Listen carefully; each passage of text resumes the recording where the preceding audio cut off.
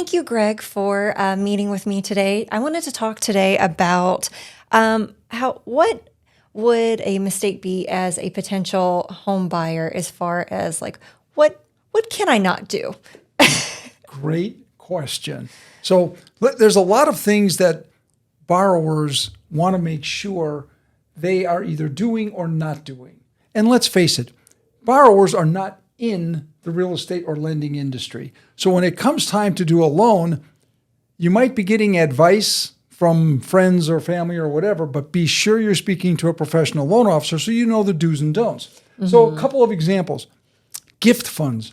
A lot of people are getting gift funds today, and that's a blessing. That's a very good thing. Yes. But there are specific ways that gift funds should be provided by the donor to the borrower.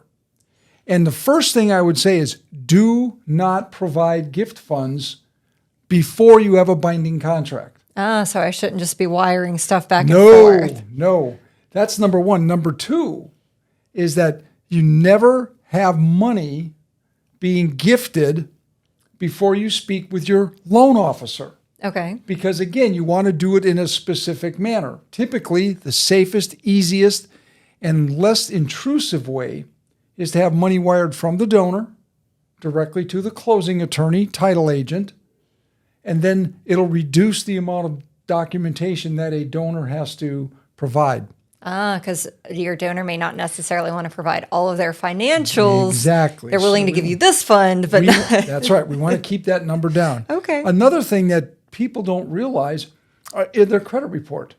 Now, lenders are not supposed to send the full credit report over to a borrower. We're not allowed to do that. But we can review that credit report in full with the client. Okay. And that is something that I think every client should want to do with their loan officer.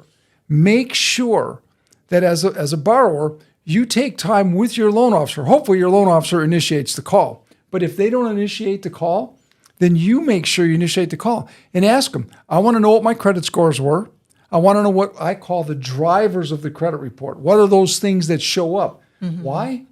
Because there may be ways to improve it. Or, worse yet, sometimes there's things on a credit report that shouldn't be there. And like in some examples we've talked about, sometimes there's things that should be on the report and they're not. Yeah. And why would that be a problem? That can blow up a deal. Because if we find out after that there's a liability that for some reason didn't get reported on a credit report, that may not have got added in. So there's a lot of reasons why you go over your credit report with your loan officer prior to getting your pre-approval. Obvious that everyone should know, but I feel like we should still state is this is not the time to also be going out and buying a new car or adding.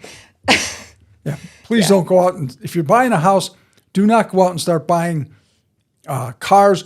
Even don't do inquiries. Don't order new credit cards. Don't do things of that nature. It could hurt you.